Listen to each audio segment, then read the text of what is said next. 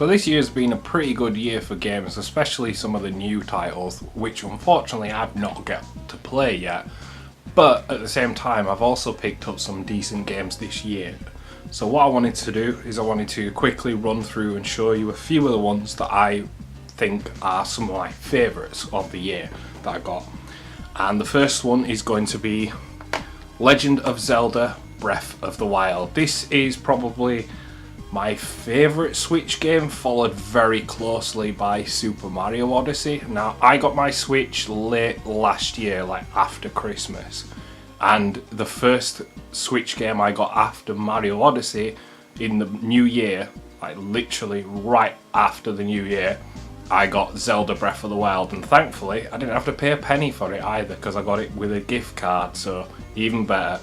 And yeah, it's probably one of my favourite Zeldas now. I'm not a huge Zelda fan or anything like that, but I did really enjoy the N64 one and the first one anyway. I haven't played the second one that much. The first one I really enjoyed, and it hadn't been until the N64 games that I'd played another Zelda game. I hadn't played anything on GameCube or Wii or anything like that. So this was my reintroduction to the series, I suppose you could call it, and I really enjoyed the open world. Yeah, the story's not the strongest, but I really loved the whole adventure of it and the whole exploration side of it. It really did feel like you were going on a long journey and just discovering new places, and yeah, just genuinely a lot of fun. Next up is going to be one which I think a lot of us were looking forward to picking up. And when it was confirmed, we were all super excited, or at least I was super excited. And that is Shenmue 1 and 2 for the PS4, also I think on the Xbox as well.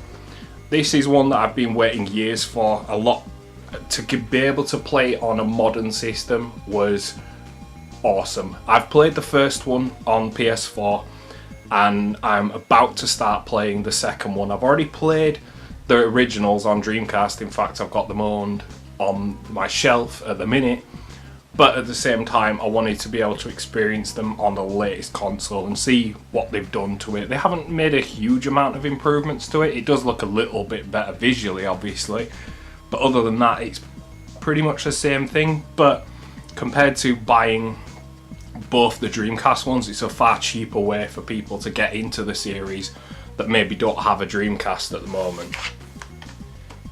Next up is going to be a game which I'm currently playing through and I talked about on my last video, so I won't say too much about it, but it's Yakuza 0. This one is got to be one of my favourite games I've played on the PS4. This is my first introduction to the series as well, and it's just genuinely super fun to play.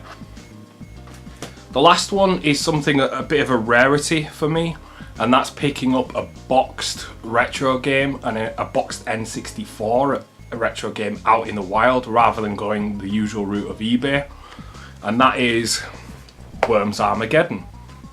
Now, I actually don't, up until this point of getting Worms Armageddon, and I got this a few weeks ago, I didn't have a Worms game for any of my consoles. So when I saw this in, and I know people might give me shit for this, in CEX, I had a bit of trade credit, so I thought, why not? Let's use that trade credit and use some of that towards this. And yeah, I'm happy with it. I've played it a couple of times already, and yeah, it's pretty much just as good as when I used to play it on the PC with friends as well. So yeah, good stuff, and just nice to be able to find a decent condition non-sports N64 game out in the wild.